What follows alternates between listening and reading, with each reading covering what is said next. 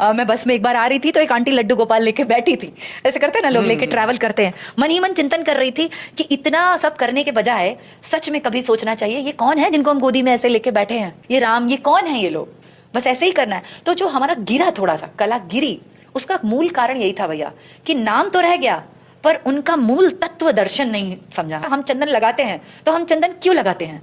जिससे हमें स्मरण रहे कि हम आत्मा हैं, ठीक। लेकिन अब हम चंदन क्यों लगाते हैं कलयुग में? कि हम सनातनी हैं, हम किसी को भी काट देंगे, मार देंगे। देखो धर्म की लड़ाई, हम सनातनी हैं, हम कट्टर ब्राह्मण हैं, हम ये पहनते हैं रुद्राक्ष की माला, हम कट्टरपंथी हैं। तो ये जो कट्टरपंथी, ये नहीं था चंदन लगाना और ये सब करना। चंदन हम इसलिए लगाते थे कि हमें स्मरण रहे कि हम एक सनातनी हैं, हम आत्मा हैं। दूसरा, यज्ञोपवीत धारण करते थे, मान लेते हैं हम इन्हीं सब में उलझे हैं, पर उसका भी तत्व दर्शन लीजिए। यज्ञोपवीत होता है ना, जनेऊ हम लोग के यहाँ भरुआ होता है, उसमें 3 धागे होते हैं।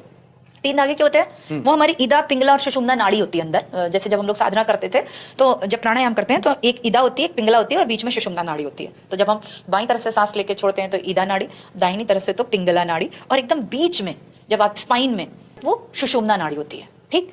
क्या करते थे योगी लोग कि इदा और पिंगला हमारी डिसबैलेंस है, एनर्जेटिक तरीके से समझें साधना की दृष्टि से। तो योगी लोग क्या करते हैं, या हम लोग भी, कि जब हम प्राणायाम करते हैं तो प्राणायाम सिर्फ शरीर को स्वस्थ, पेट को ठीक रखना है, पतला होना है, इसके लिए प्राणायाम नहीं होता था। प्राणायाम बहुत ऊंची बात होती थी, बहुत ऊंची बात। सतयुग में प्राणायाम करना मतलब साक्षात ब्रह्म हो जाना, उसके लिए ज्ञान होना चाहिए था। क्या?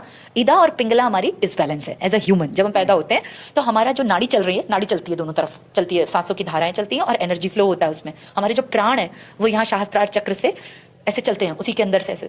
वो डिसबैलेंस है, कई जन्मों से हम घूम रहे हैं। जब हम प्राणायाम करते हैं तो उन दोनों को बैलेंस करते हैं, और जैसे ही वो बैलेंस होता है वो प्राणों का प्रवाह सुषुम्ना में होने लगता है, एंड दैट इदा एंड पिंगला बिकम वन सुषुम्ना।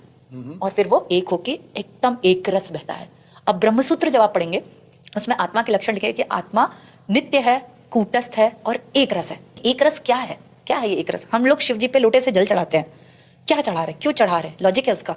आपने लोटा लिया, आप एक रस होने का अभ्यास करो। वो जल जो नीचे एक एक बूंद गिर रहा है वो तुम्हें ये प्रेरणा दे रहा है कि तुम भी ऐसे एक रस गिरो, लवड़ झवड़ मत गिरो, इधर उधर मत छिटको। एनर्जेटिकली मैं आपको प्रूफ बताना चाहती हूँ कि as a soul, as a मनुष्य, हम धरती पे इधर उधर तितिर बितिर, जो जहां वृत्तियां जो जिधर बहा ले जा रहा है हम उधर ही बहे चले जा रहे हैं। किसी ने कहा चलो रेस्टोरेंट चले, रेस्टोरेंट चल। किसी ने कहा चलो मूवी देखने चलते, किसी ने कहा चलो अमेरिका चलते, जॉब करने, वहां चल दिए। वैसे छितर बितर घूम रहे हैं। हम जब जल चढ़ाते हैं तो वो हमें सिखा रहा है कि हम भी एक रस हो जाएं, नित्य हो जाएं, एक रस। तो जब सुषुम्ना में प्राण चलने लगते हैं ना, तो सुषुम्ना से प्राण जब चलते हैं तो वही उसके प्राण की ऊर्जा पूरी यहाँ आत्मा में आ जाती है, और वही अपना मूलाधार चक्र से सारी ऊर्जा ऊपर उठती है और यहाँ आत्मा में आके शांत हो जाती है। ये प्रक्रिया है, ठीक है। प्राणायाम करने से कहते हैं मन शांत होता है।